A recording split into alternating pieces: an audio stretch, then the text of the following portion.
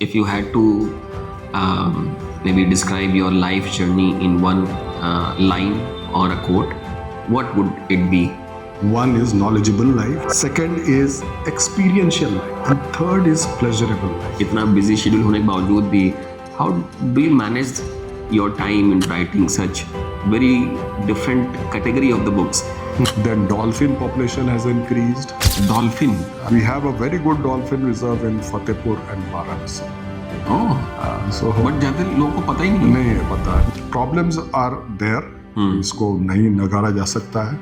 और प्रॉब्लम्स इसलिए होती है कि बिकॉज ब्यूरोक्रेसी में सब एक समान के नहीं होते हैं. There are people who believe in hurdles और believe in red tapism. Now there is another theory which is going on that if you reduce air pollution you will increase climate change. Look, my advice first of all to the young officers is to have a proactive approach.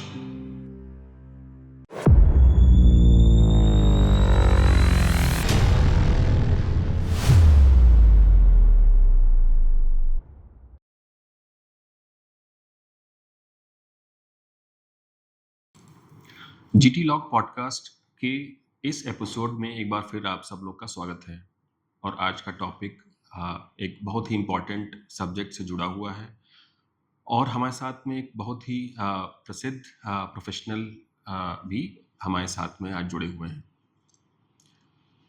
Late me also go beyond the bureaucracy and trace the mindset और motivation of the person who has helped the state in taking the shape.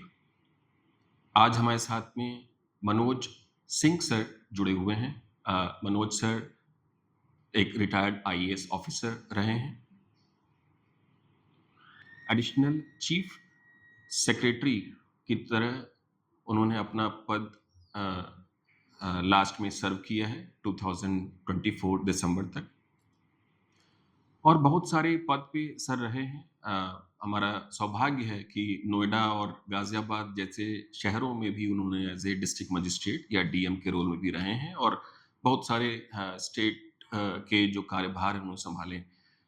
प्रमुखतः 4 domains या sectors को उन्होंने बहुत different पदों में उन्होंने सराहा है और उन्होंने उसको शेप किया है, जिसमें कि एजुकेशन है, इंडस्ट्रियल है, एनवायरनमेंट है और सोशल वेलफेयर है. सर एक बार बहुत बहुत स्वागत है आपका. Thank you. I will express my gratitude, thanks and acknowledgement to Green Tree for this podcast. Thank you so much sir. Sir हम सब लोग आपको बहुत सालों से आपके काम को हम लोग देख रहे हैं, सराह रहे हैं, और हम चाहते हैं कि हमारी ऑडियंस को आपके बारे में और भी सारी चीज़ें थोड़ी सी पता चलें. हमें ये बिल्कुल पता है कि आप पटना बिहार से आप का ताल्लुक है, आप वहाँ का आपका जन्म स्थान है.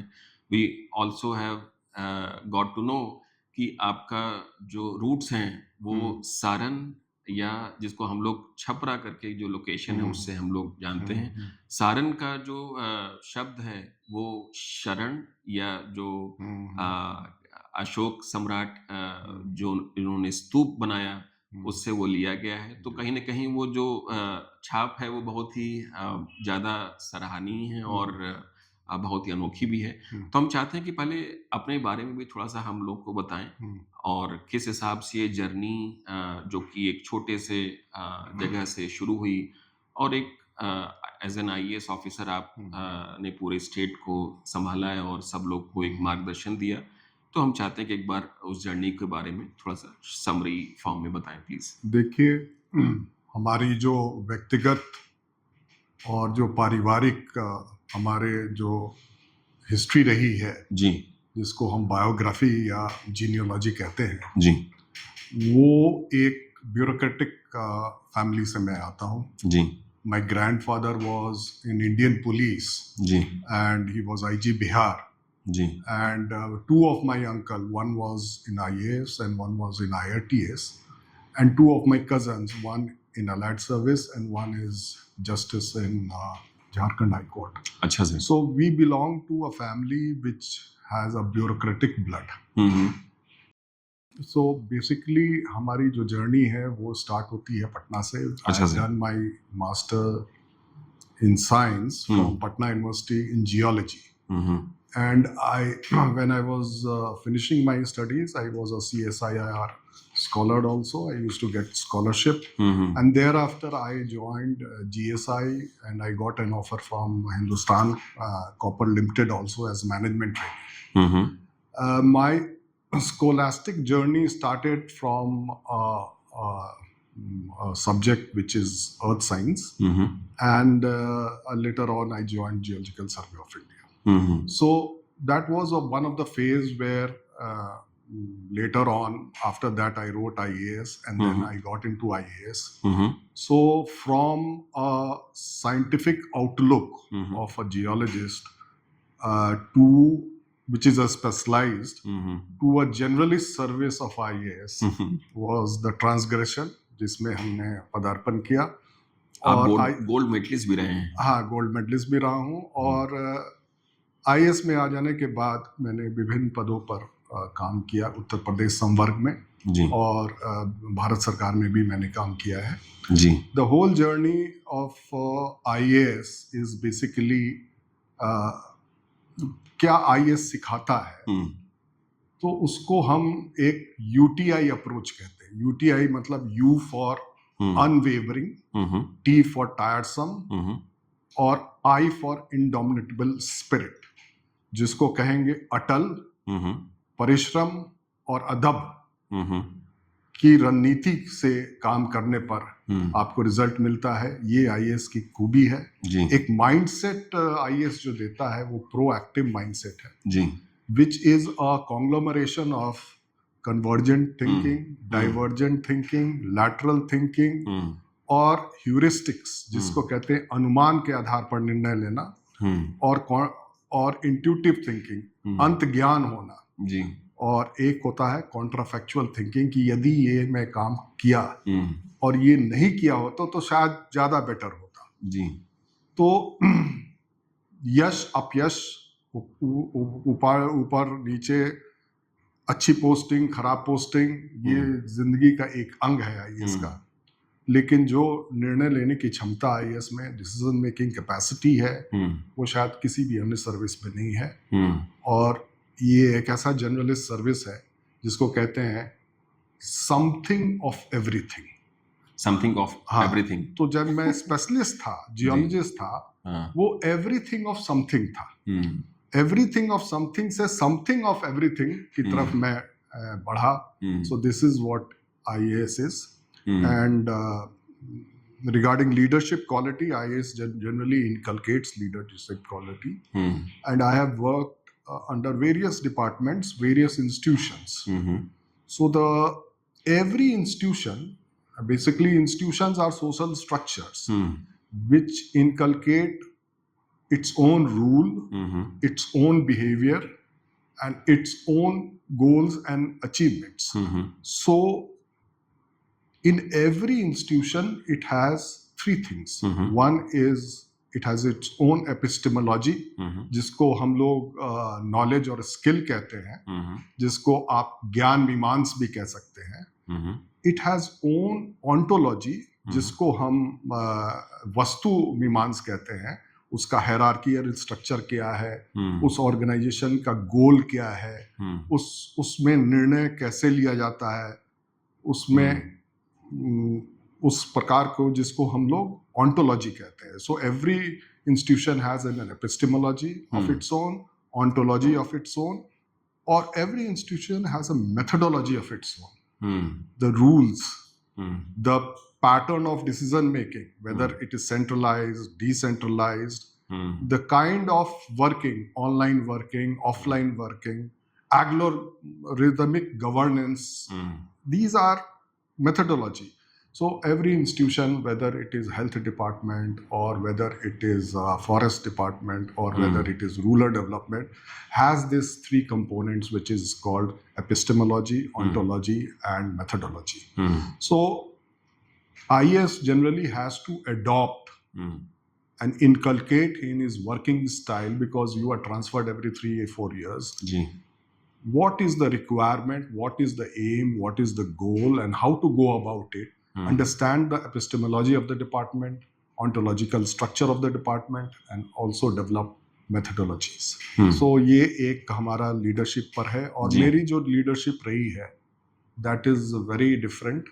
I was always democratic leader, and I was always I used to get a participatory approach in decision making rather than autocratic जो निरंकुश टाइप के लीडर होते हैं, या अथॉरिटेटिव जो सत्तावादी लीडर होते हैं.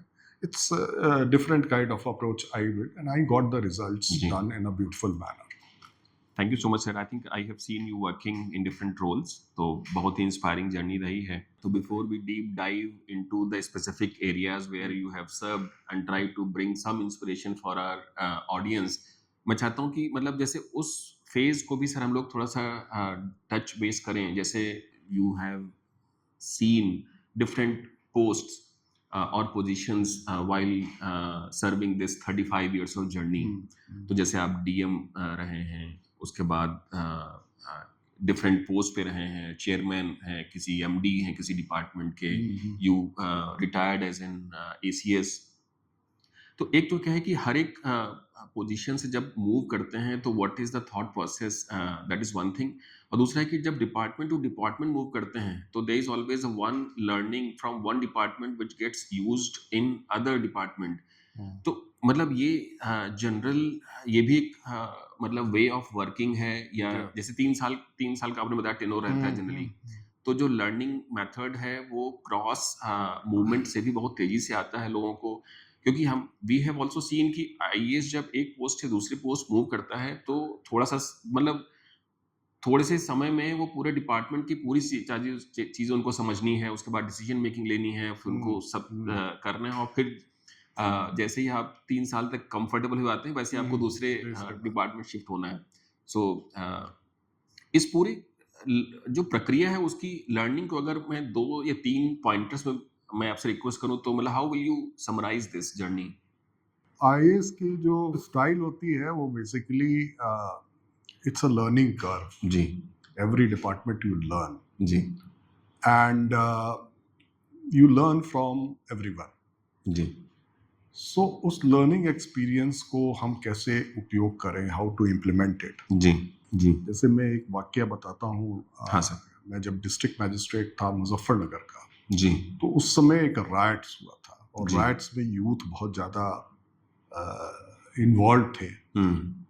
तो अपार्ट फ्रॉम जो हमारे एडमिनिस्ट्रेटिव स्ट्रक्चर है, जैसे पुलिस का महकमा है, SSP है, हमारी लोकल इंटेलिजेंस यूनिट है, हमारा अपना एडमिनिस्ट्रेशन ADMs होते हैं, उन लोगों के सजेशंस के अलावा मुझे जो हमारे जो कम्युनिटी के माइनॉरिटी कम्युनिटी के कुछ रिलीजियस लीडर्स थे जी, उनके सुझाव मिलते थे, और कुछ लोगों का स्ट्रीट लेवल इंटेलिजेंस से भी सुझाव मिलता था. तो रैट्स के 2 दिन हो गए थे, लोगों का अभी कर्फ्यू लगने के बाद भी काफ़ी एनिमोसिटी और रैंकर था कम्युनिटी के बीच में. तो हमें ये प्रेशर मिलता था कि भाई आप जो है इसको तुरंत स्थिति को ठीक करें. जी. सो जो यूथ थे उनको कैसे हम उनके अटेंशन स्पैन को डाइवर्ट करें, जी. उसके लिए हमको एक सजेशन एक व्यक्ति ने दिया कि आप जो है जो उस समय केबल टीवी आता था और मूवीज दिखाते थे, जी, जी, जी. तो आप 24 घंटा मूवी दिखाने के लिए, तो मैंने वो केबल टीवी वाले को बुला के कहा जी. कि तुम जो भी मूवी तुम्हारे पास है, अगर आने वाली भी है और उसका कोई तुम्हारे पास मूवी है तो वो भी दिखा दो. अरे वाह. और पब्लिसिटी करो कि 3 बजे से 6 बजे, 6 बजे से 9 बजे, इस तरह करके पब्लिसिटी करो. उससे एक इम्पैक्ट हुआ कि जो लड़के बाहर घूमते थे, पत्थर मारते थे, वो सब अंदर बैठने लगे. दूसरा, जो लीडर्स थे, बोथ साइड के लीडर्स, उनका बहुत ज़्यादा ये था कि मैं कम्युनिटी में जाऊं, समझाऊं. बट एक कर्फ्यू में rules are very stringent and you have to adhere to those rules. तो ये होता था कि भाई अगर एक लीडर को हम अलाउ करेंगे तो सभी लीडर्स को करना होगा. तो हमारे एक माइनॉरिटी के बहुत इम्पोर्टेंट लीडर थे, हम्म उन्होंने हमसे कहा कि नहीं नहीं मैं तो आऊँगा ही। तो मैंने उनसे ये कहा कि भाई आपका मकसद क्या है? तो उन्होंने बोला मैं कुछ लोगों से मिलना चाहता हूँ, प्रेस रहे वहाँ पर, वो कम्युनिकेशन जाए कि हम मिले हैं, हमने कुछ संदेश दिया है अमन चैन के लिए। तो हमने तुरंत कहा कि ठीक है आप आइए, लेकिन शहर से 10-12 किलोमीटर दूर डाक बंगला है, वहाँ पर मैं प्रेस मीट बुलाऊंगा, सारे प्रेस के लोग आएंगे, और वहाँ कर्फ्यू नहीं लगा हुआ था। वहाँ पर हम माइनॉरिटी के कुछ चुनिंदा व्यक्ति को भी बुलाएंगे, and there will be congregation of this fellow, वहाँ आप आइए और बड़े अच्छे से उनको जो भी उनसे बात करनी है, क्या कठिनाई है, क्या आप निर्देश देना चाहते हैं वो दीजिए जी। वो मान गए, it went very well, photo भी आया, उन्होंने कहा भी। फिर नेक्स्ट डे हिंदू पक्ष भी आए, उनको भी इसी मेथोडोलॉजी से हम लोगों ने किया, जिससे कि कर्फ्यू का भी उल्लंघन ना हो और एक मैसेज भी चला गया। तो ये कुछ बातें, लर्निंग कर्व जो है, it is through the society that I got, it is through the various relationship that I maintained, क्योंकि डिस्ट्रिक्ट मैजिस्ट्रेट को गवर्नेंस के अलावा गवर्नमेंटैलिटी पर विश्वास करना चाहिए। गवर्नमेंटैलिटी एक पब्लिक एडमिनिस्ट्रेशन का शब्द है जी, जो कहता है कि आपका ब्यूरोक्रेसी के अलावा बहुत सारे स्टेक होल्डर्स जी जी जी वो कैसे गवर्न कर रहे हैं, एनजीओ कैसे गवर्न कर रहे हैं, प्राइवेट सेक्टर कैसे गवर्न कर रहे हैं जी, हमारे सेल्फ हेल्प ग्रुप कैसे गवर्न कर रहे हैं, हमारी सिविल सोसाइटी कैसे गवर्न कर रही है जी। तो उन सब गवर्नेंस को एक मैट्रिक्स के रूप में आप एम्बेडेड करके अगर आप अपना नीतियों का अनुपालन करते हैं और पॉलिसी को इम्प्लीमेंट करते हैं जी, तो निश्चित रूप से सफलता मिलेगी। सो ये एक लर्निंग कर्व हमारा डिस्ट्रिक्ट मैजिस्ट्रेट, वही नाइस, वही नॉवल स्ट्रेटजी रहती हैं सब, और मुझे लगता है कि वही चीज़ जो है वो शायद मतलब एज ए ऑफिसर को बिल्कुल डिस्टिंक्ट रखती भी हैं, that you have to think beyond the regular box, और कभी-कभी वो चीज़ें इतनी कारगर साबित होती हैं that they become the specific showcase examples, और लोग उनको याद करते हैं और फॉलो करते हैं। Very nice. तो sir moving to let's say, अगर हम जैसे आपका जो कार्यकाल जो खासकर environment and climate change specific है, क्योंकि मुझे लगता है कि मैं आपसे उस समय इंटरेक्शन भी रखता था, उस वाले पार्ट पे थोड़ा सा हम लोग डिस्कशन करते हैं, और उस पर भी दो लेवल पे करते हैं। एक लेवल जो अभी चल रहा है which is again very unique, और दूसरा है हम लोग स्टेट पे जो आपने काम किया है उस पर बात करेंगे।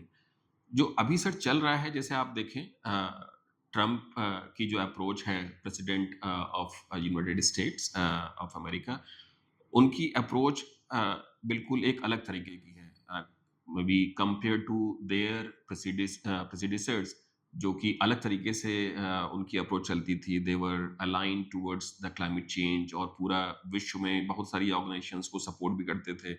बट जैसे अभी उन्होंने एक एनर्जी इमरजेंसी करके एक उन्होंने अपनी पॉलिसी रिलीज की, और उसके हिसाब से उन्होंने स्पेसिफिक एनर्जी प्रोग्राम्स बनाया कि हाँ, मतलब जैसे there is a famous saying कि हाँ, ड्रिल बेबी ड्रिल करके जो उन्होंने प्रोग्राम करके शुरू किया, इसका मतलब है उनके लिए एनर्जी एक स्पेसिफिक रिक्वायरमेंट है जो उनके स्पेसिफिक ऑपरेशंस को चलाने के लिए है, और दे आर मे बी जितने भी क्लाइमेट चेंज रिलेटेड जो कंट्रीब्यूशंस थे, प्रोग्राम्स थे, उसको उन्होंने स्थगित कर दिया, और उससे उन्होंने जैसे पेरिस एग्रीमेंट्स उन्होंने विड्रॉ कर लिया, या इस तरह के जितने भी यूएसएड के जो भी फिलैंथ्रोपी एक्टिविटीज थी उसको उन्होंने ऑलमोस्ट सडन वे में उसको क्लोज कर दिया। What is your perspective? मतलब when you see the leadership approach coming from the country which is the one of the biggest country in the world, और उसके हिसाब से let's say climate change as a subject को let us say इतना let's say प्रमुखता ना देना, how's your perspective on this part, sir? देखिए, किसी भी राजनेता को basically political leadership is governed by what is his political agenda, political manifesto, and what the party demands from him, and what he perceives is good for public. सो ये बड़ा relational है कि एक पॉलिटिकल लीडर की क्या thinking है दूसरे की। जहां तक क्लाइमेट चेंज का सवाल है, it is a planetary phenomena. You जी। No, climate change is something where it has happened in geological history for almost 4 or 5 times, जी। and it has resulted in mass extinction of species. where जो geological history में अगर आप देखेंगे तो premium tragic, PT कहते हैं उसको, बाउंड्री, उसको परमियम ट्राजिक एज में, उसमें maximum because of volcanism, because maximum carbon emission और टेम्परेचर इंक्रीज हुआ था। बट ह्यूमन एंथ्रोपोजेनिक जो contamination है because of our industrialization, urbanization and unabated is much more than what has happened before. So you cannot deny this. And climate change is agnostic to any political ideology, any political leadership. So we cannot deny it. Climate change is not there. Now it depends upon countries to how to approach it, whether they want their economy to grow and have very high energy intensity. So when we calculate GDP growth, if 1% GDP growth entails a high energy intensive, then that country is not smart enough. You are not going in a smart way. Nature has given a very smart ways of working. For example, अगर आप कोल, आप would burn करें या कोल burn करें, these are very inefficient method of deriving energy. अगर आप uranium burn करते हैं या न्यूक्लियर फ्यूजन रिएक्टर्स जो हो रहे हैं, जो सन में होता है, उसमें efficient way you are converting 70 to 80%. Even hydro is 70% of input is converted into energy. And the maximum efficiency, if देखें नेचर में, अगर ब्रह्मांड है, यूनिवर्स में देखें, तो black holes where E is equal to mc square में सारा mass can be 100% converted into energy. Absolutely. So but those things are not possible. But nature are photosynthesis, for example. How does plant make food from just sunlight and water and taking of gases from air? It makes its food, carbon dioxide.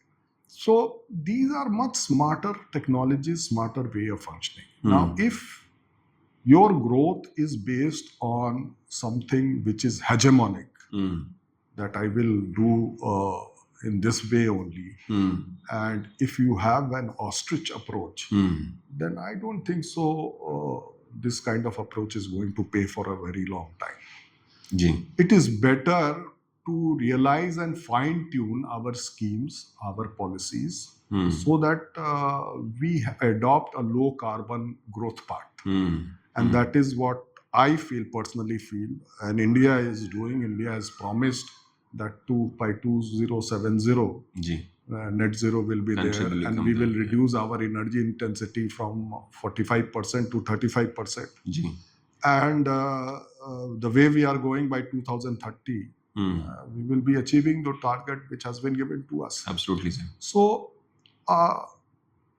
anthropogenic impact on climate, on environment, on the Mother Earth is going to be very bad, and sooner or later countries and the people will suffer. And what I foresee, that climate change is a slow violence. ये एक बड़ा ही धीमी गति से ये violence है, जिसका impact धीरे धीरे आता है। तो इसका इम्पैक्ट 100 सालों में देखने को मिलेगा. So it is better that we don't be swayed and deterred by whatever political ideology is, not only in US but in USSR or somewhere else, whatever is. We should not be swayed, and we should not digress from our path which have been decided, and we should go as per our own guidelines. Very nice. Sir, अब थोड़ा सा हम लोग state specific भी बात करते हैं. Under your leadership we have seen the state has attained maximum forest cover. लगभग 200 मिलियन ट्रीज का एक रिकॉर्ड बना है. जब 20 करोड़ फॉरेस्ट की बात करें, 175 crore. 175 crore. Oh wow. Okay sir. तो मतलब इस तरीके की जो अप्रोच है which is also may B I think making the very distinct space और stand for the state of Uttar Pradesh we have seen. अब इसमें सर एक और चीज है, जैसे अभी स्टेट इकोनॉमी ग्रो कर रही है and there is a target कि हम इकोनॉमी को 1 ट्रिलियन इकोनॉमी बनाएंगे। Most of the cases it is also an evident कि जब भी आप मटेरियलिस्टिक ग्रो करते हैं, इन्वायरमेंटल डिग्रेडेशन भी उसका एक हिस्सा जरूर बनता है। बैलेंसिंग करना जो कि शायद हमारे मे बी धर्म में या हमारे पुराणों में ये सब चीजें बहुत ही सही तरीके से लिखी गई हैं। But what is the best method, and since you have seen, you have been leading the industrial department UP SIDC state in industrial development, and there is a remarkable achievement that we have seen. और फिर आपने DOFCC या department of environment and forest and climate change को भी आपने lead किया है sir. तो मतलब what is the best way to balance these two things? देखिए,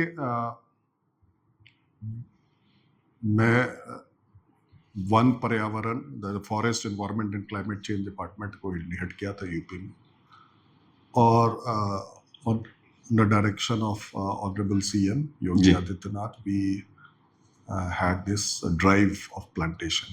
जी। And in past, from 2017 to 2024, ji. we planted around 175 crore trees. Ji. Now, planting trees and protecting it is two aspects. And also, planting so much of trees by collaborative approach is also a very Herculean task. Okay. So first of all, we created nursery. We have a nursery of 50 crores based on agroclimatic zones of UP. We have 7 agroclimatic zones in UP. And we have a very robust and very good nursery. And our minister, Honorable Minister, also pestered us that you should have a very good plantlings. So पौधे अच्छे होने चाहिए ताकि वो survive करें. Apart from this, we had this algorithm-based governance where we had a team which used to geotag each and every tree, and a satellite-based polygon formation. For example, we used to select those areas which was 2.5 hectares and more, and we could make a polygon, and it was all satellite based, and we had a location specific strategy for plantation. Okay, sir. So based on those polygons, we had species diversity, again in accordance to agroclimatic, and we planted those species which has maximum survivability. So that's why when the Forest Survey of India's report came recently, which has mapped till 2022, 2 years is still pending, UP has an increase of 450 square kilometers of forest area. Wow. And this 34 crore target was fixed because when the climate change summit happened in Glasgow, and there was a commitment given by our Honorable Prime Minister for net zero. So there was no target specific approach for states given by central government. So we delved into it. We got into the nuances of how much tree UP should sequester. And we approximated that we are 16% of the geographical area.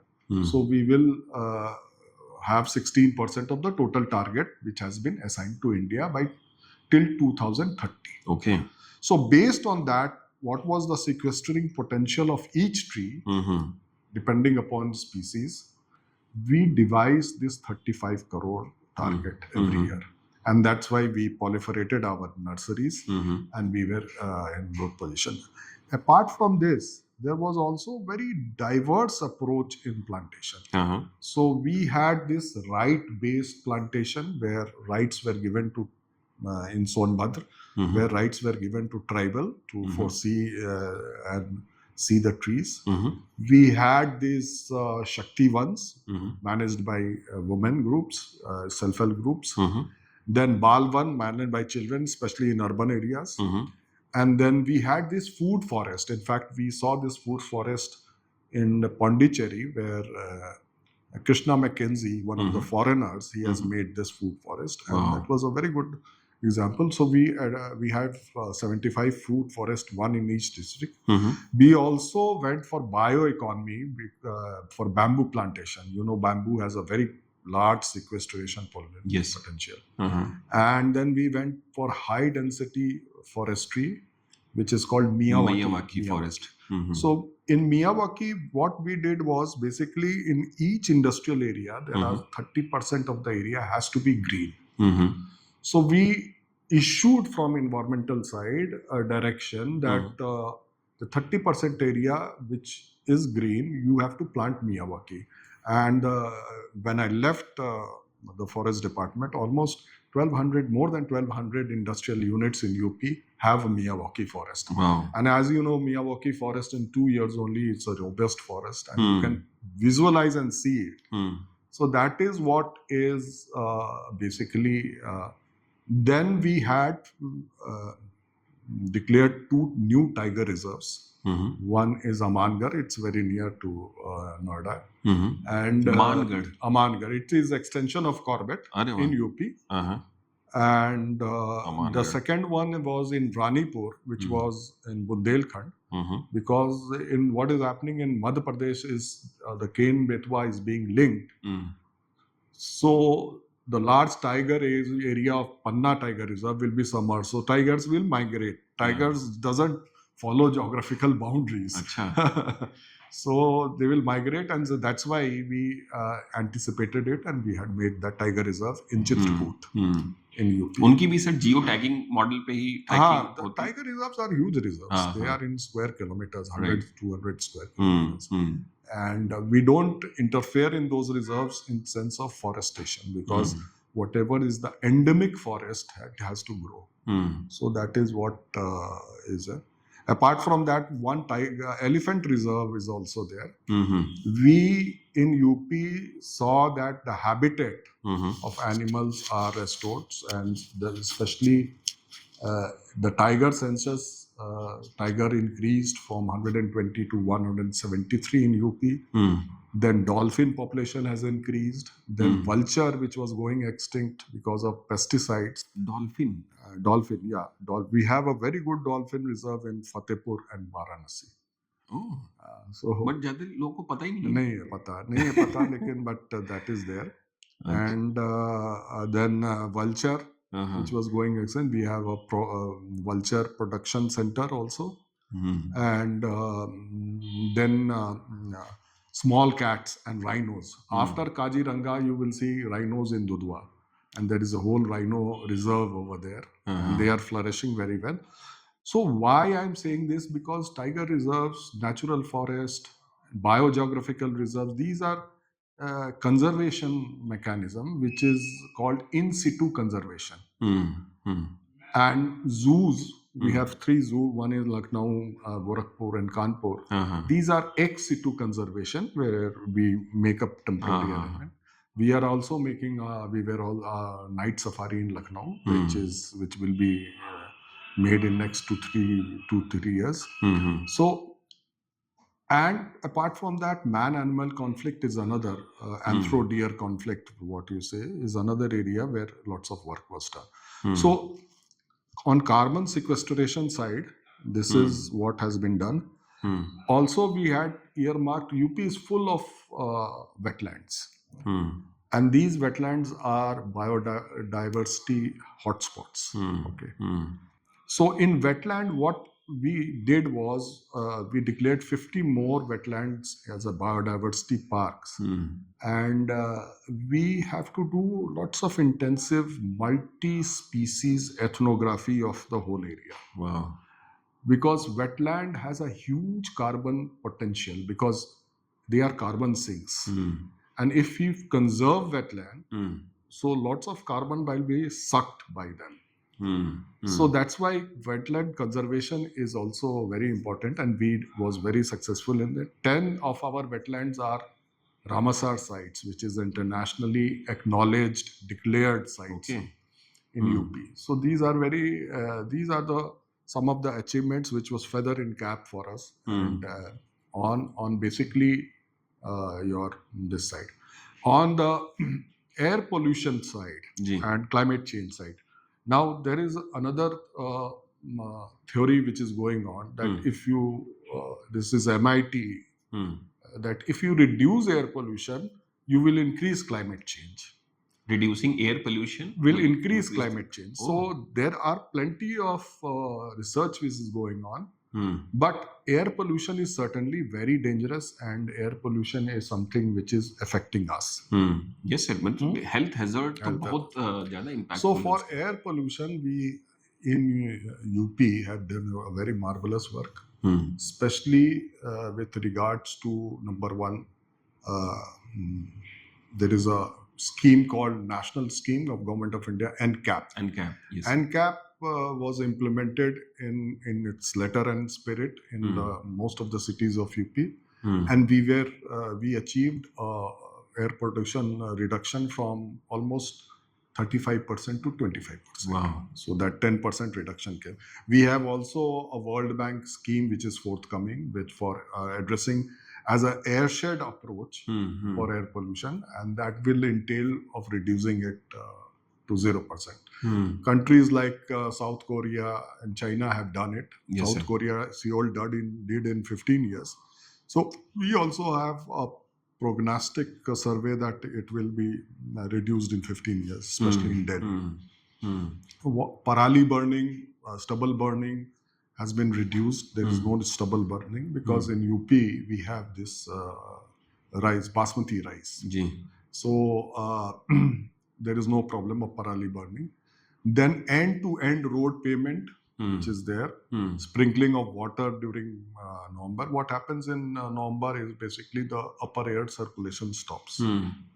So whatever you have thrown up in the atmosphere, pollution, it comes down.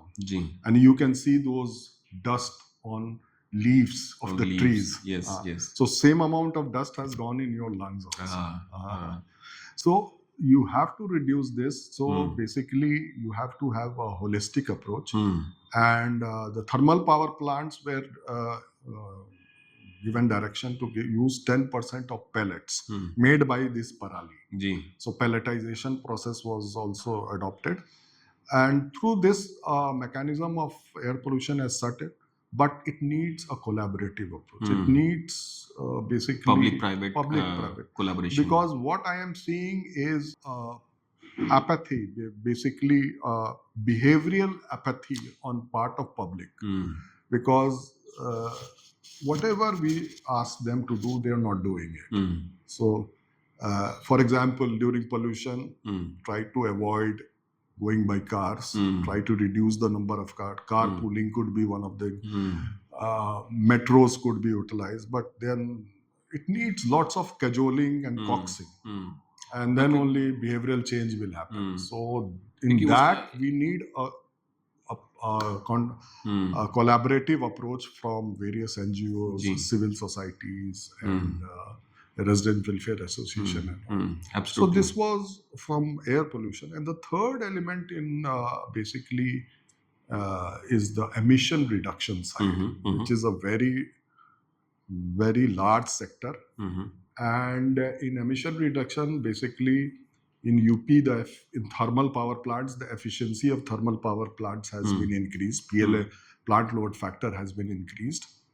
In aluminum industries, for example, you can reduce energy intensity by 90% if you use recycled raw materials. So whatever is the circular economy, you can collect these aluminum cans and tins and then use it as a raw material. So you can reduce it. Similarly, in cement, you can reduce it by 30% by thermal heat recycling, which is there. And in steel industry, green hydrogen and your material recycling and efficient measures can also reduce. So a large industry can reduce their energy intensity. Hmm. And the best thing that has happened is that every corporate sector of large industry has to declare their own path of net zero. Ji. So internalizing the reduction of carbon emission in their technological intervention, managerial intervention, ji. those kind of things happening. Ji.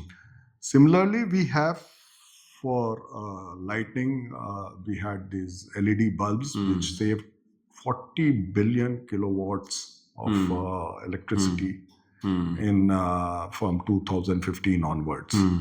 And in EVs, you see there is growth of 25% on year-to-year basis. And you will be surprised that 16% of all EVs are sold in UP. नहीं वो तो है sir. And UP has 56% of your Total e-rickshaws, EVs, sold e-rickshaws. And then in rural areas, the agriculture feeder segregation, then solar pumps, almost 25 lakh solar pumps have been distributed. And then you have this Pradhan Mantri Ujjwala scheme going on. Cylinder then distribution. Distribution of improved chulhas, induction cook in peri-urban areas. And then bio CNG is another revolution which is happening in India. 10 units has already established. They use bagasse and press mud. UP में sir बहुत सारा काम हुआ है. और मुझे लगता है कि जो एक आपने अमेटिक रिसर्च बताई है उसको तो हमें चेक करना होगा कि मतलब that is very surprising to hear कि आप air pollution versus climate change का जो रिलेशन उन्होंने एस्टैब्लिश किया है. This is something which has been alarming. जी. ये जो चीजें हुई हैं ये cooperative and collaborative approach and under leadership of our honorable CM and honorable PM, because they have in their mind, they know climate change, they know what is air pollution, they know what is forestry, and that's why they are into it. Because for example, we have to have certain policies and inputs. One of the things which I was during my discussion with BEE, I still remember when they came to UP and they were having this seminar. So discussion was regarding air conditioners. So they sold that 10 to 15 million air conditioner is sold in India. And by 2035, we will need 180 gigawatts of power for air conditioner. So 5-star rating air conditioner is quintessential for it. And then in China, the 5-star has been reduced to 1 star. So more energy efficient air conditioner should come. And what kind of consumer demand? You see, in the same urban area, you have air conditioning, people living in air conditioning, having these privatized ghettoed enclaves and poor. It's like a climate apartheid that we are enforcing. So we have to have some kind of a cooling mechanism, like district cooling, use of building where natural ventilation and natural cooling. Best method तो sir यही है कि इस हिसाब से हम लोग passive cooling की बात करें और बिल्डिंग के डिजाइन में कुछ इस तरह के कंपोनेंट बाय डिफॉल्ट होने चाहिए, या जो भी डेवलपमेंट अथॉरिटीज हैं उनको इस चीज को इंश्योर करना भी चाहिए कि हम जो पैसिव टेक्नोलॉजीज हैं या पैसिव फीचर्स हैं बिल्डिंग्स में डालें ताकि कूलिंग की जो एक्टिव कूलिंग की रिक्वायरमेंट वही ऑप्टिमाइज हो जाएगा, बिल्कुल कम हो. That is one thing which is need of the hour in becoming. So maybe I think switching to maybe a specific other area, since you have touched one area which is it's a tribal. जब हम लोग environment की बात करते हैं तो tribal की भी बात करते हैं. तो सर एक कंपोनेंट जैसे हम लोग बोलते हैं कि social welfare and tribal empowerment, आपने इस क्षेत्र में बहुत सारा काम किया है और सबको पता है कि वो एक ऐसी समूह है जिसकी मुझे लगता है कि उसको देख रेख करना, उसको एम्पावर करना बहुत जरूरी है. एम्पावरमेंट में सबसे बेस्ट तरीका है वो एजुकेशन या उनको एजुकेट करने का ही है. कुछ इनिशिएटिव जैसे हम लोगों ने सुना है कि गुरुकुल स्टाइल के जो स्कूल आपने स्टार्ट किए, उस तरह के इनिशिएटिव्स के बारे में बताइए और ये भी बताइए कि मतलब कैसे उस तरह के इनिशिएटिव्स को स्केल कैसे कर सकते हैं? क्योंकि नॉट ओनली ट्राइबल बट अगर हम लोग हमारे यहाँ की जो यूपी स्पेसिफिक स्टेट की मैं बात करूँ जहाँ पे डेमोग्राफी नंबर बहुत ज़्यादा है, पॉपुलेशन लगभग 22 करोड़ के आसपास है और भी ज़्यादा है।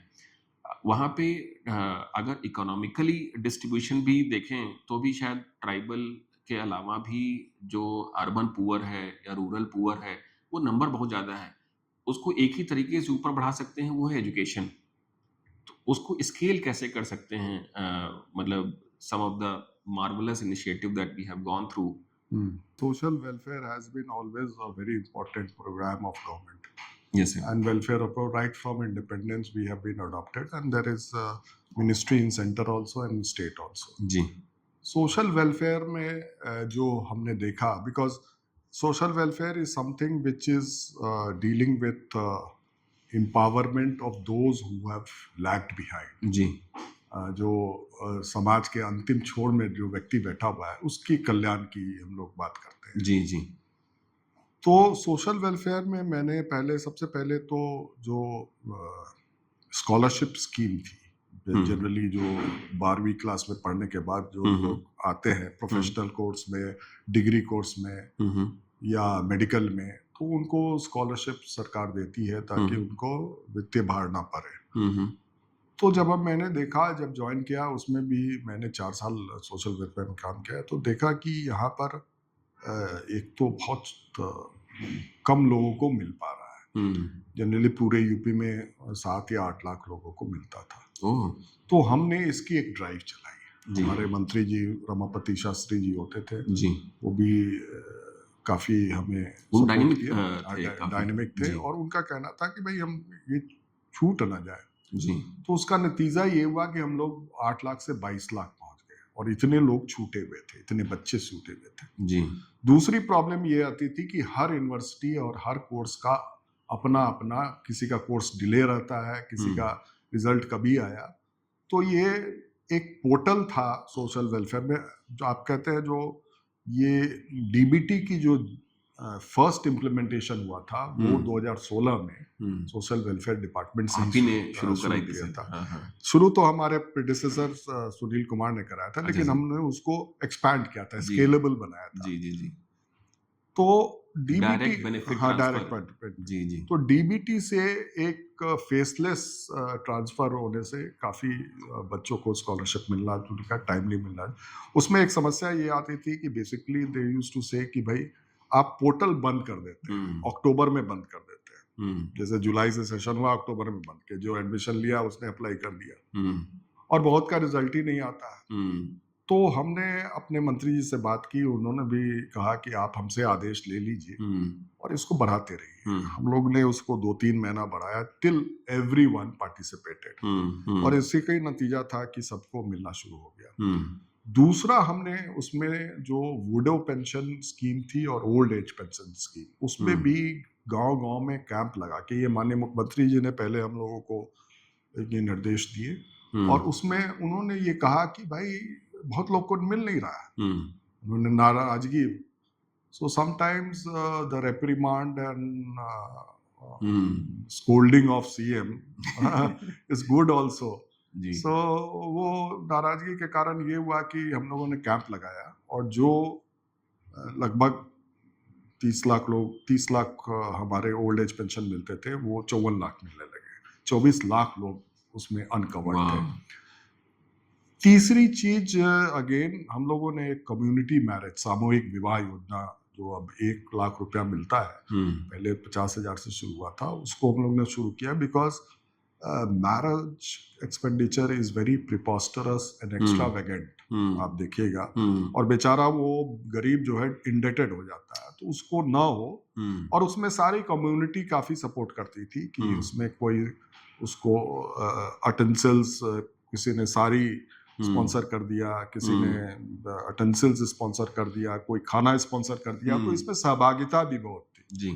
तो उससे ये स्कीम बहुत पॉपुलर हुई और आज बहुत अच्छी तरह से ये स्कीम चल रहा है जी। जहाँ तक ट्राइबल्स का बात है, यूपी में ट्राइबल्स पॉपुलेशन कम है और वो 2 या 3% है। तो लेकिन ट्राइबल्स का जो मतलब कास्ट से बिल्कुल डिफरेंट होता है ट्राइबल्स।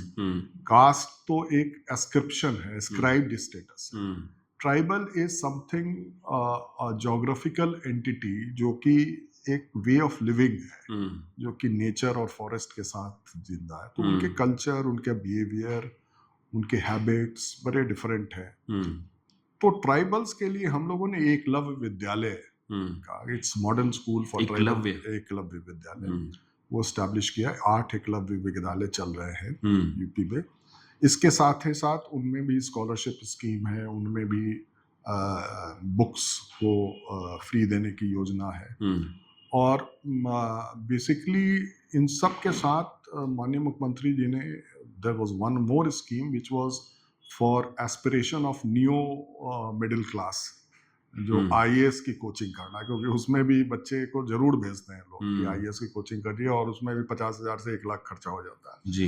वो अभ्युदय योजना है which is online and people are benefiting from that also. तो अभ्युदय स्कूल तो पहले भी चलते थे ना सर? अभ्युदय कोचिंग इसकी scheme, coaching where university professors online आपको पढ़ाते हैं, और क्लासेस भी होते हैं उसके फिजिकल यूनिवर्सिटीज में होते हैं। तो ये सारी चीजें, बट जो इंटरसेक्शनैलिटी है, दैट इज मल्टीपल ऑपरेशन शोषण कहिए जो होता है, वो एक सेगमेंट है वुमेन, दलित वुमेन या ट्राइबल वुमेन या ब्लैक वुमेन। ये एक मल्टीपल, उनको डबल कॉन्शियसनेस होता है। एक तो समाज में नीचे स्तर में कास्ट का तो फीलिंग है, पैट्रियार्कल, दूसरा पैट्रियार्की का होता है, और तीसरा ये होता है कि वो बेसिकली उनका एक कलर बेस्ड पर या उनके बिहेवियर बेस्ड पर भी उनका डिस्क्रिमिनेशन होता है जी। तो उनके लिए बेसिकली हम लोग का ये प्रयास होता था कि हम उनको जितनी भी गवर्नमेंट स्कीम्स हैं उससे हम कन्वर्ज करें, क्योंकि हर डिपार्टमेंट की स्कीम्स है जो कि वुमेन के लिए है, वुमेन वेलफेयर की, चाइल्ड वेलफेयर की, या रूरल डेवलपमेंट की, या सेल्फ हेल्प ग्रुप बनाने में। तो स्पेशल हम लोग उसमें ये लेते थे कि हम लोग as a district social welfare officer convergence of scheme करके वुमेन का अपलिफ्टमेंट पर जाएगा। वो एक अचीवमेंट था हमारा। Okay sir. सर एक और स्पेसिफिक क्वेश्चन है इसमें, जैसे आपने ओल्ड एज स्पेसिफिक लिया, जैसे हम स्टेट की डेमोग्राफी के हिसाब से बताएं तो there is a lot of migration from let's say eastern UP to central to western, और वो यंग जनरेशन इस तरह से मूव ज़्यादा तेजी से कर रही है because may be I think aspiring for more wealth, एक रीज़न हो सकता है।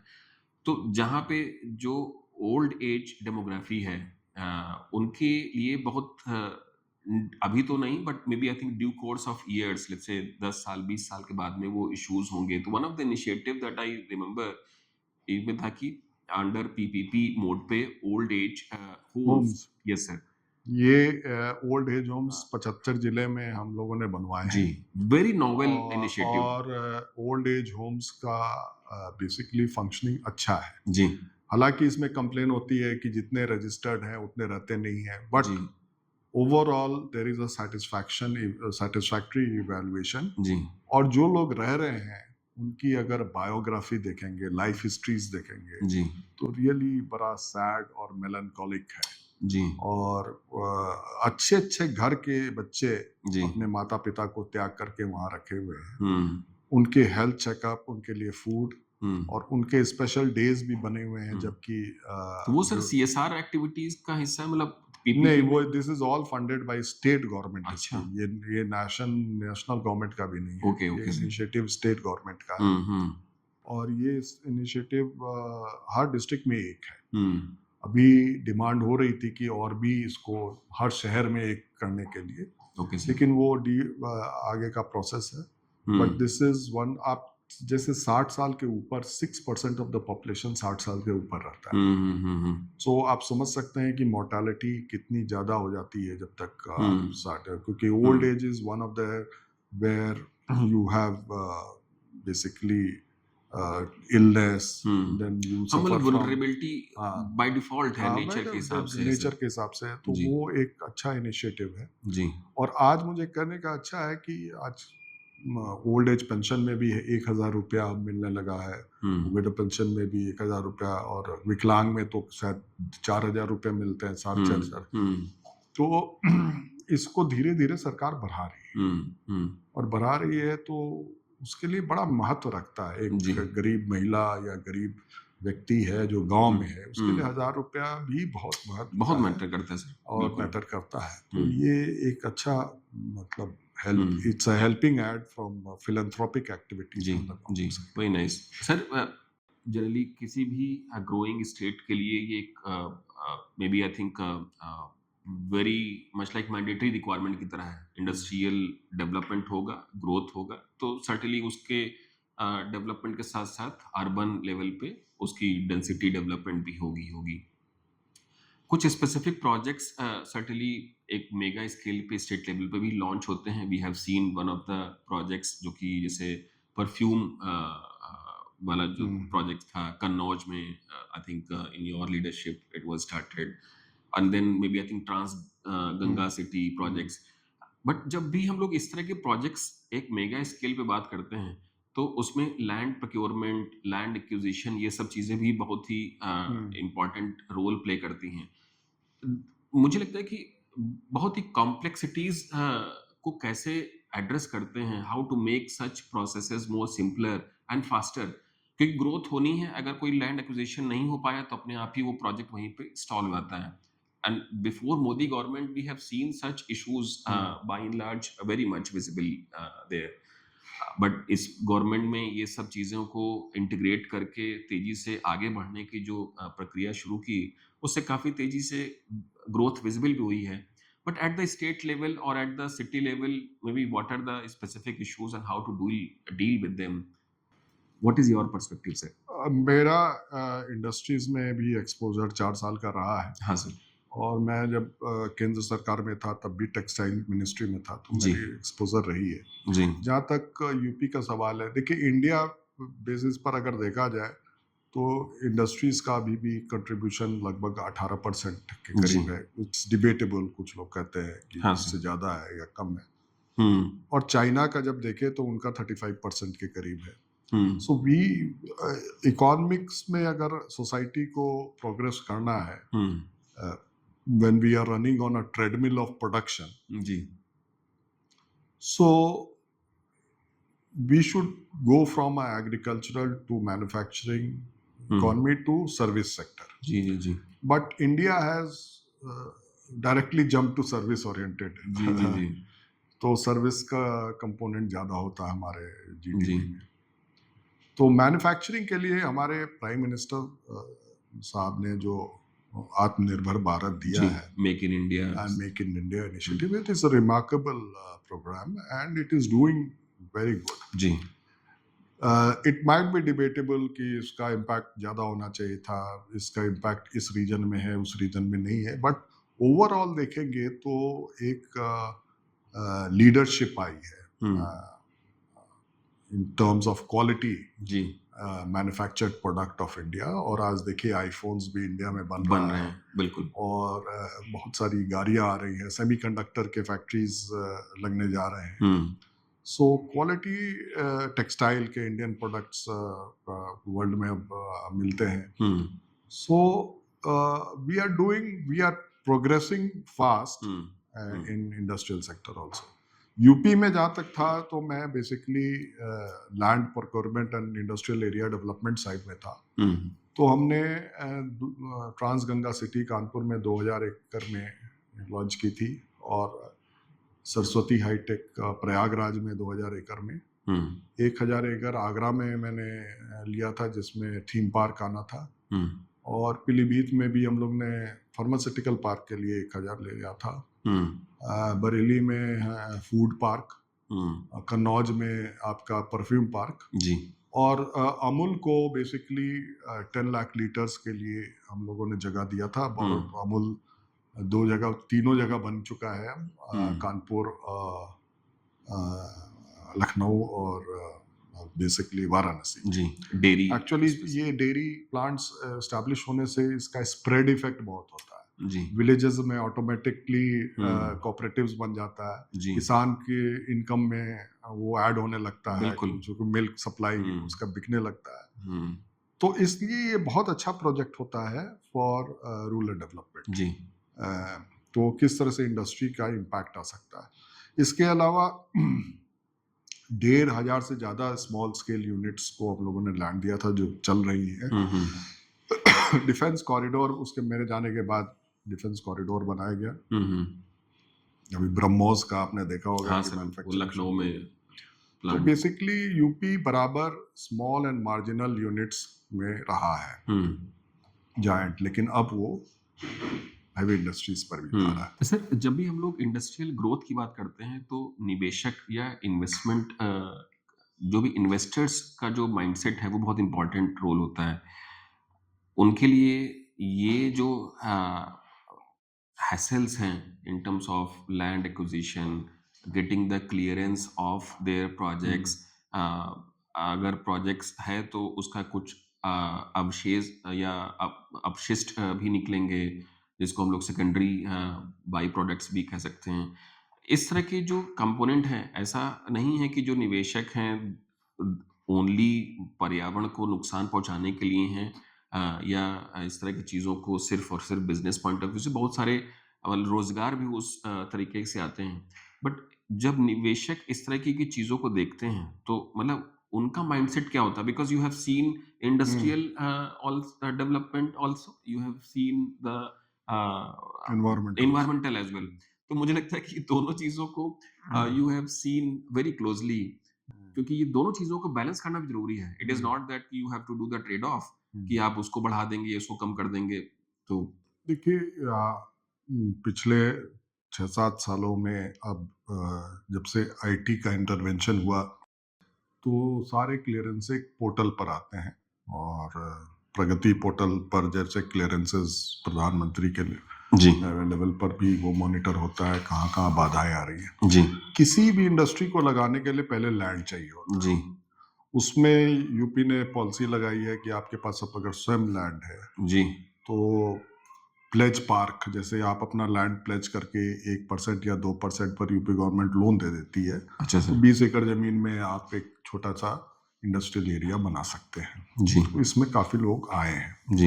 एक तो ये होता है, हुँ, लेकिन उसमें एक प्रॉब्लम ये आती है कि कॉस्ट ऑफ इलेक्ट्रिसिटी का, जैसे वहाँ तक इलेक्ट्रिसिटी लाने में जो इनकर होता है वो, हुँ, फिर उसमें वेस्ट का मैनेजमेंट, हुँ, और फिर ड्रेनेज, हुँ, ये सब के प्रॉब्लम्स उसमें रहते हैं। हुँ, हुँ, तो इसलिए इंडस्ट्रियल स्टेट्स पार्क बनाए गए, हुँ, और यूपी सीडा और नोएडा अथॉरिटी, हुँ, Greater Noida authority, Yamuna authority, ये सब अथॉरिटी इंडस्ट्रियल डेवलपमेंट अथॉरिटीज हुँ, है। बीडा, जो गोरखपुर गीडा है, हुँ, इनको इसलिए बनाया गया था कि हम इंस्टीट्यूशनलाइज्ड एरियाज बनाएं, हुँ, जहाँ पर ये सारी सुविधाएं हों, हुँ, हुँ, और वहाँ सब स्टेशन हो, वहाँ ड्रेनेज की फैसिलिटी हो, वहाँ पर वेस्ट डिस्चार्ज की एफ्लुएंट ट्रीटमेंट प्लांट हो, इंडस्ट्रियल एफ्लुएंट का, हुँ, और वो एक इंडस्ट्रियल एरिया के रूप में विकसित हो। तो अब इसमें बहुत सारी इंडस्ट्रीज ऐसी होती हैं जो कि सिक हो गई, हुँ, और उनके स्पेसेस खाली हैं, और बहुत सारी इंडस्ट्रीज हैं जो कि अपने का लोकेशन जो होता है, हुँ, वाई इंडस्ट्रीज इज वेयर हुँ, दे आर, ये हुँ, क्वेश्चन होता है जी, कि यहाँ क्यों क्यों इंडस्ट्री जो है, इंडस्ट्री है अभी? जैसे अलीगढ़ में ताला उद्योग है, या फिर मुरादाबाद में पीतल है, हुँ, या आपका सहारनपुर में वुड बेस्ड है, हुँ, या या फिरोज़। फिरोजाबाद में ये। सो जी, बेसिकली वो डिपेंड करता है रॉ मटेरियल, रीजनल स्पेशलाइजेशन और स्किल्स पर, रीजनल स्किल्स पर। जी, तो एक क्लस्टर बन जाता है, इंडस्ट्रियल क्लस्टर, और या आर्टिजनल क्लस्टर उसको कहते हैं, हुँ, और उससे पूरे एरिया में एक बार्गेनिंग कैपेसिटी हो जाती है, जिससे कि इकोनॉमीज ऑफ स्केल और इकोनॉमीज ऑफ स्कोप आता है, जी, और इसीलिए इंडस्ट्रीज वहां पर लोकेट होती है। तो जहां पर इंडस्ट्रीज हैं, वहीं पर उनको अगर ऑर्गेनाइज्ड वे में हम उनको हुँ, कर दें, हुँ, तो वो काफी सुविधा होती है। हुँ, लेकिन अगर हम इंडस्ट्रियल एरिया ग्राम समाज भूमि को देख के ऐसे एरिया में बना दें हम्म जहां पर कोई इंडस्ट्री आएगी नहीं। तो बहुत सारे इंडस्ट्रियल यूनिट्स ऐसे भी बने हुए, इंडस्ट्रियल एरिया ऐसे भी बने हुए हैं हम्म जो कि ग्राम समाज भूमि फ्री में मिल गई और वहां बना दिया गया, लेकिन वहां पर और सुविधाएं थी नहीं, जी जी जी तो वहां पर इंडस्ट्री नहीं लगेगा, इसलिए इंडस्ट्रियल एरिया खाली लगता है। हाँ और जो उद्यमी है उसके लिए ये पोर्टल बहुत अच्छा है, क्योंकि कोई भी इंडस्ट्री को क्लियरेंस जब लेना पड़ता है तो उसको फॉरेस्ट क्लियरेंस अगर फॉरेस्ट एरिया में है, इन्वायरमेंटल क्लियरेंस, पोल्यूशन क्लियरेंस, फिर फायर का आपको सेफ्टी का लेना पड़ता है, फिर बॉयलर एक्ट में आपको बॉयलर अगर लगा है तो उस पर अनेक प्रकार के होते हैं। जी अब उसका डिस्पोजल एक ही फॉर्मेट में होता है, ओके तो सर आप डिले का भी मॉनिटर कर सकते हैं, आप कंप्लेन भी कर सकते हैं। और अगर एक इन्वेस्ट यूपी पूरा एक स्ट्रक्चर बना हुआ है जहां पर एमओयू साइन होता है और नए नए इन्वेस्टमेंट आते हैं और उनको स्पीडी फॉर्म में दिया जाता है। इसी तरह भारत सरकार ने भी काफी चेंजेस लाए हैं, बट प्रॉब्लम्स आर देयर, इसको नहीं नकारा जा सकता है। और प्रॉब्लम्स इसलिए होती है कि बिकॉज ब्यूरोक्रेसी में सब एक समान के नहीं होते हैं। There are people who believe in hurdles और बिलीव इन रेड टेपिज्म, तो उससे भी प्रॉब्लम आता है। तो परंतु जो प्रॉब्लम्स पिछले 10 साल पहले हुआ करती थी वो आज नहीं है, सुधार आ रहा है। So in near future we will see that उद्यमियों को प्रॉब्लम्स कम हो। जी इन्वायरमेंटल साइड में जरूर हमें देखने को मिलता है कि कुछ तो जेन्युइनली बहुत सारे डिस्चार्जेस होते हैं, जैसे यमुना को जैसे पोल्यूट कर दिया गया या हिंडन को पोल्यूट कर दिया गया या गंगा पर पोल्यूट कर दिया गया, तो उसमें आपको रेट्रोफिट करके उनमें आपको ईटीपीज लगाने चाहिए, शहरों की एसटीपीज लगने चाहिए ताकि ये हम रिवर्स को बचा सके। और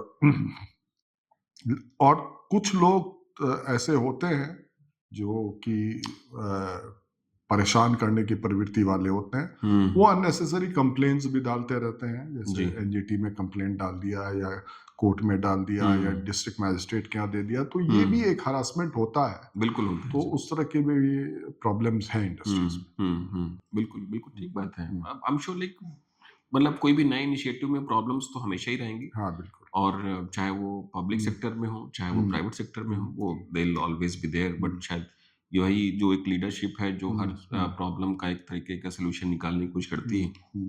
सर थोड़ा सा क्रिएटिव साइड पे भी बात करते हैं, है ना? Since you have also have a different role to play, आप काफी अलग तरीके की बुक्स के लिए हम लोगों ने सुना है कि that you have authored with different variety of books. एक बुक जैसे कि इकोनॉमी थ्रू ग्राफ्स, है ना? ये भी एक बुक है। उसके अलावा भी आपने, I think I have heard you also in terms of spiritual philosophy point of view से भी। इतना बिजी शेड्यूल होने के बावजूद भी how do you manage your time in terms of writing such very different category of the books? या जो, क्योंकि मतलब एक जैसे आपने इंडस्ट्रियल और इतने सारे डोमेन को आपने देखा है, तो वी कैन अंडरस्टैंड कि हाँ उस चीज को आपका काम है, आप उसमें नॉलेज आपने गेन की, एक्सपीरियंस गेन किया, you can always right. But writing on different dimensions is always a very special skill and we call it as a creative skill by all means. तो उस तरह की चीजों के थोड़ा सा अपने बुक्स के बारे में भी बताएं एंड द क्रिएटिव स्किल्स के बारे में भी। देखिए, basically book writing is something which comes through your soul, and as you progress, Maslow का जो थ्योरी है जी कि as you progress in your life you self realisation stage में जब आते हैं शुरू में तो फिजियोलॉजिकल एंड बायोलॉजिकल नीड्स होता है, और जब ट्रायंगल में जब ऊपर जाते हैं तो सेल्फ रियलाइजेशन का होता है। हमारा क्यूरियोसिटी था, कोरोना काल में जब लॉकडाउन था तो मैं इसको स्टार्ट किया था जी, and I have written all books with co authors, my daughter and my they have co authored, one of my colleagues have co authored. अरे वाह। So basically, books are for erudite scholars basically. And मैंने बोला कि books में basically intertextuality होता है, मतलब एक बुक जो है हाँ, दूसरे बुक को का सोर्स बनता है, इन्फ्लुएंस करता है। इन्फ्लुएंस करता है जी। ना? So there is nothing called close reading, it is जी। Always open. हाँ। तो बेसिकली बुक्स में वो अप्रोच होना चाहिए कि आपको एक सरफेस स्ट्रक्चर ऑफ बुक होता है हाँ। जिसमें आप बुक पढ़ते हैं और उसको अपनी तरह से समझते हैं, हम्म। लेकिन उसका डीप स्ट्रक्चर क्या है उसको भी समझना चाहिए, और उसकी मीनिंग क्या है वो डिपेंड करता है कि आपका जो ऑडियंस है वो कैसा है। सो सर एक तो क्या है कि मतलब ऑडियंस का डाइवर्सिटी मैं समझ सकता हूँ, बट जैसे एक बुक है जो कि इकोनॉमिक थ्रू हाँ मैं ग्राफ्स हो बताता गया, हूँ। हाँ, फिर एक है रिलीजियस जिसमें आपने जैसे हाँ, दुर्गा सप्तशती लिखा। बिल्कुल। मैंने उसी का बुक लिखा जहां पर बुक नहीं था। अच्छा sir. So where there was a gap, so economics through graph was one of the nodal idea. मेरे एक फ्रेंड ने ज्योग्राफी के कोचिंग इंस्टीट्यूट चलाते थे, उन्होंने एक बार ज्योग्राफी थ्रू मैप्स बनाया था, अच्छा। बुक लिखी थी। हाँ, तो उससे एक आइडिया आया कि ग्राफ लिए। और जब भी आप प्रोफेशनल होते हैं, आप कोई इंस्टीट्यूशन में काम कर रहे हैं या कॉरपोरेट हो या ब्यूरोक्रेसी हो, every institution is governed bye cardinal economic principles. और जब तक आप उस प्रिंसिपल्स को नहीं समझेंगे तब तक आप उस इंस्टीट्यूशन को नहीं समझेंगे, और उसमें कैसे आप गोल को अचीव करना है वो नहीं समझ पाएंगे, है ना? अगर कोई सेल्समैन है तो वो सेल्स रेशियोज विभिन्न प्रकार के जो होते हैं उसको नहीं समझेगा तो वो नहीं समझ पाएगा। सो कार्डिनल प्रिंसिपल्स ऑफ इकोनॉमिक्स जो है हर सेक्टर में लागू होता है, चाहे वो एग्रीकल्चर इकोनॉमिक्स हो, इंडस्ट्रियल इकोनॉमिक्स हो, बिहेवियरल इकोनॉमिक्स हो, या इकोनॉमिक्स ऑफ, इवन हमने उसमें एक चैप्टर ऐड किया था इकोनॉमिक्स ऑफ क्राइम, अच्छा है ना? सो एनवायरमेंटल इकोनॉमिक्स हो, तो बेसिकली वो इस फुलफिल कर रहा था कि what are the cardinal principles of economics governing that sector and what are the basic graphs which are belongs to that. So through a visual perusal you can learn in a lucid way. तो इसलिए वो किया था। जहाँ तक spiritual का है, Durga Saptashati, it was a tradition of my family to pay obeisance to goddess Durga. जी। And in that I thought I should translate it because Saptashati is something which is a very sanctimonious book and it is very popular. Wow. So इसलिए मैंने उसको किया। And third जो हमने किया, एक dictionary बनाया where I have given examples of words. हमने 7-8 ह्यूमैनिटीज के सब्जेक्ट्स के जो की वर्ड्स थे उसको एक्युमुलेट करके डिक्शनरी बनाया। तो क्योंकि जो बच्चे होते हैं उनको कॉन्सेप्ट्स नहीं मालूम होता है ना? So know the exact word in exact situation, what a concept means, ये पूरे लाइफ का एक्सप्लोरेशन हो जाता है क्योंकि आप उसको सीखते ही रहते हैं। लेकिन अगर आप इनिशियो आपको स्कूल में, कॉलेज में लर्निंग बाय एग्जांपल्स अगर दिया जाए, है ना, लॉन्ग टर्म मेमोरी में जाता है। जी। शॉर्ट टर्म मेमोरी में तो उसका डेफिनेशन रहता है तो आप भूल जाते हैं। तो वो इसलिए यहाँ क्रिटिकल गैप था, इसलिए मैंने दिया। और एक हमने अपने कलीग आए इसके साथ ही लिखा जिसमें जितने भी एक्ट्स हैं हिंदुस्तान में, चाहे ऑब्सोलीट हो गए हो चाहे खत्म हो गए, उनके ऑब्जेक्टिव्स क्या थे। हर एक्ट का एक ऑब्जेक्टिव होता है, वो फ्रंट पेज में लिखा रहता है, और उसका इम्पैक्ट क्या रहा, इसकी एनालिसिस कोई नहीं किया था, तो वो एक एनालिसिस है। So there was, these are gap filling activity. और मैं तो बराबर ये कहता हूँ कि बुक लिखना अलग है, बट बुक पढ़ने वाला कितना उसको रिसीव करता है वो बात है। और मुझे उस कॉन्सेप्ट को आज बोलने में डेथ ऑफ ऑथर जिसको कहते हैं, कि जब रीडर इतना इन्वॉल्व हो जाता है बुक में और इतनी चीज वो समझने लगता है कि वो ऑथर को किल करके खुद ही बुक का राइडरशिप लेके और खुद ही बुक को इंटरप्रेट करना पड़ता है, तो वो चीज जो है रीडर पर डिपेंड करता है। तो मे बी हमने 1-2 रीडर से बात की थी तो उनको अच्छा लगा था। एक स्टूडेंट था जिसने बहुत 10th स्टैंडर्ड में ही मेरी इकोनॉमिक्स को ग्राफ लिया था, हम्म, उसे जिंदगी में इकोनॉमिस्ट बनना था, तो उसने हमें फीडबैक दिया कि हम इसे बड़े सरल तरीके से, ल्यूसिड तरीके से समझ सकते हैं। वाह। और ये सब बुक्स अमेजन में अवेलेबल है? हाँ, कुछ है, कुछ अभी लॉन्च होना ओके, है। तो अभी करंट बुक क्या है सर, जो लिख रहे हैं आप? अभी तो मैं बस after my finishing my job जी। आई एम कूलिंग ऑफ क्योंकि हमें आईएएस में 1 साल कूलिंग ऑफ मैंडेटरी करना पड़ता है। जी सर, 3-4 रैपिड फायर क्वेश्चंस हैं। तो पहला क्वेश्चन है कि looking back at your career, long career है 35 साल का, what are you most proud of? Which post that you feel that has given you the utmost satisfaction? Especially with my background at geology, ji.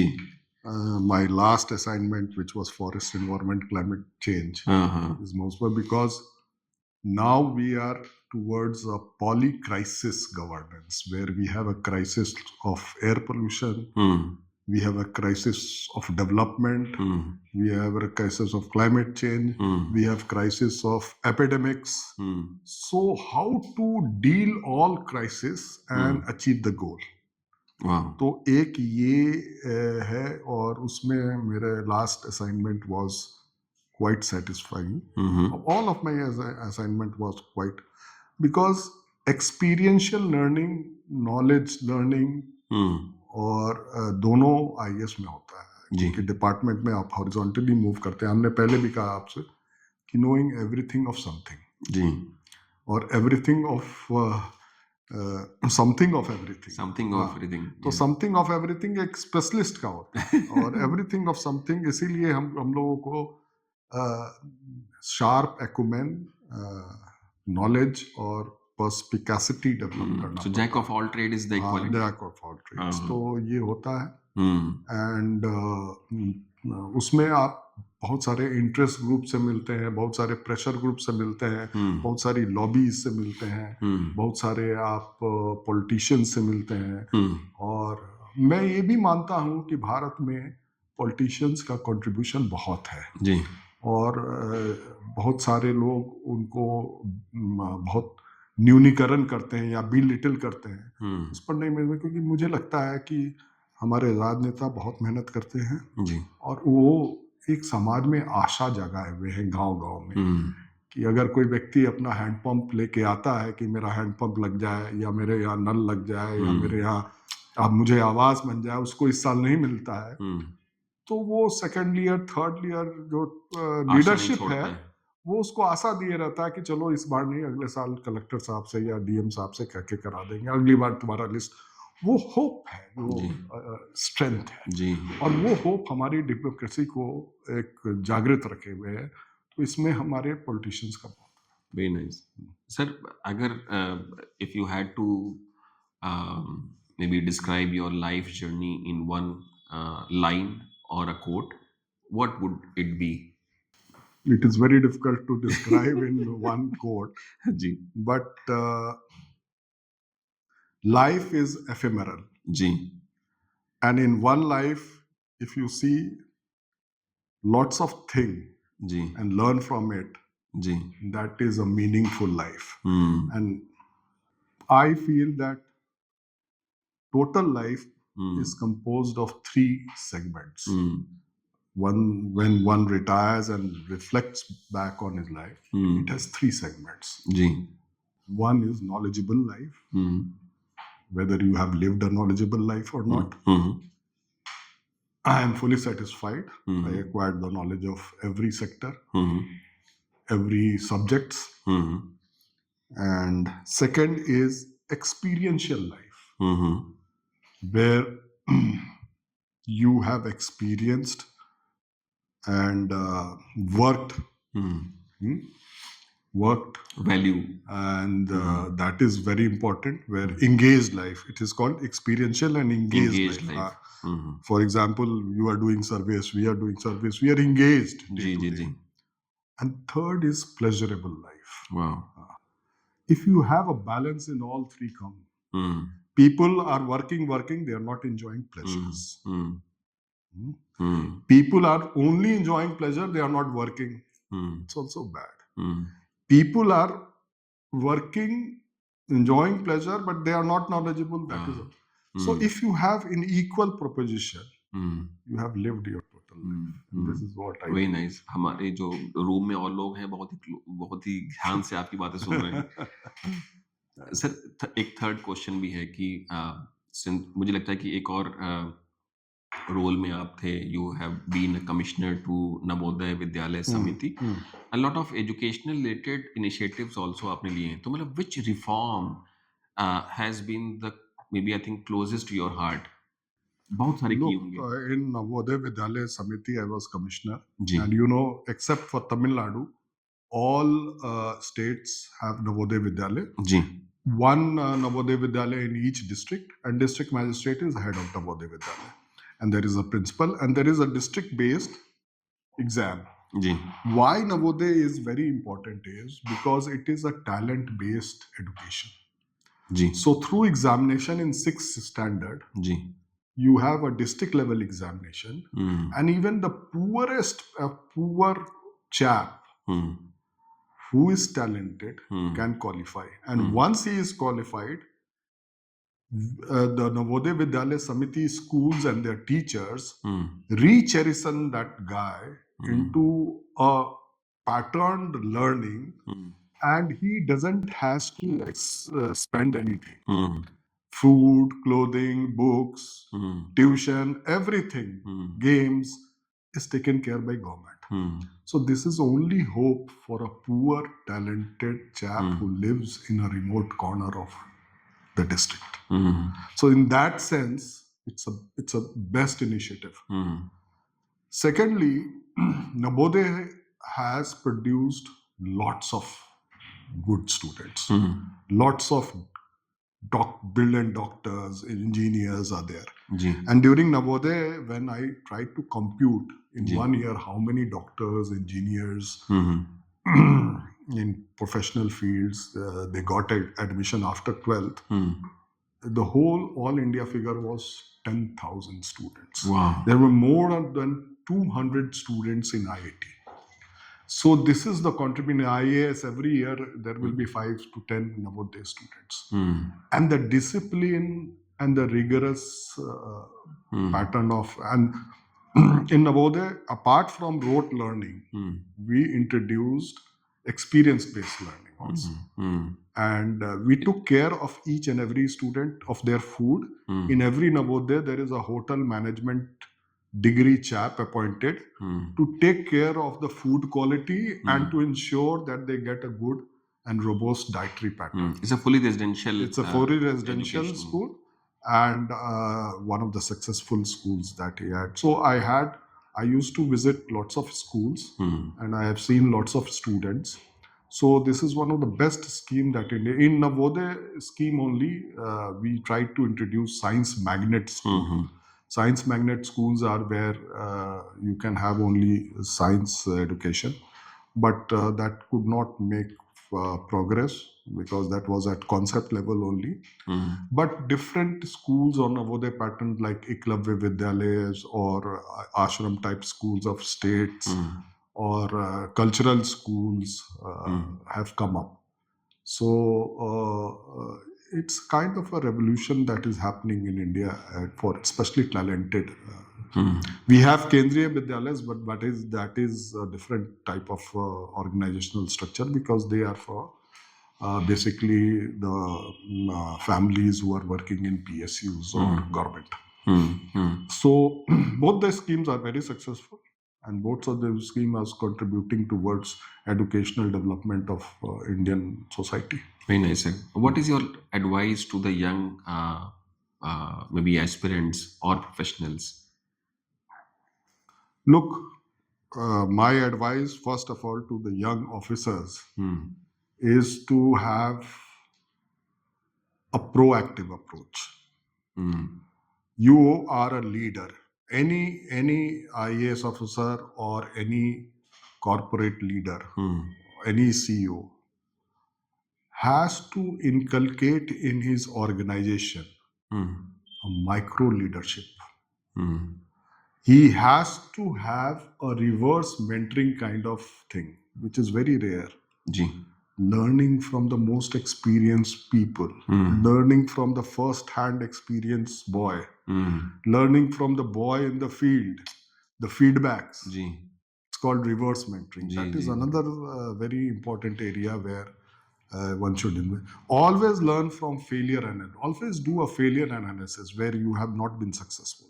If you are doing 10 things, you might be successful in 10 things, but even if one thing fails, try to have a failure analysis and try to think about contrafactual thinking, that what could have been rectified so that the whole thing which couldn't achieve its motive could have been done.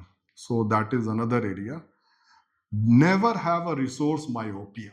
It is very, whatever resources you have, whatever budget you have, whatever the corporations have the budget, whatever is in your hand, you have to use it in efficient, effective manner.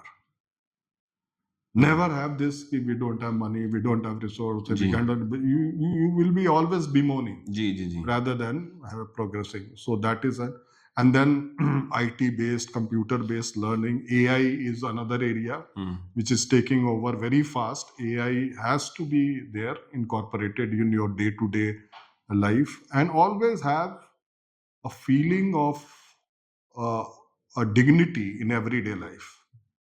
If you lose your dignity, then you will lose your leadership. So these are some of the areas where I would like to think, comment upon it. And I feel that whatever time is left for yourself, the third component, enjoy the pleasures of this world. Very nice. If you are, and that is what one should do overall personalities. Thank you so much, sir, for sharing your experience. I think, दोस्तों, we have heard Manoj Singh, sir, retired IAS officer, ex additional chief secretary of state of UP. His journey or his story is not only inspirational to all of us, but a masterclass in leadership, in innovation, doing a lot of things at a different scale, and maybe showcasing a lot of examples to the newcomer, new people, new generation. And we are hopeful that we'll be happy to have more and more such experiential sharing from sir in due course of time. Thank you so much, everyone, for patience listening. Please like, share, and subscribe to our channel. And if you have any specific feedback, please send an email or message to the specific contact details that are there in the description. Thank you so much, everyone. Thank you so much, sir. Thank you.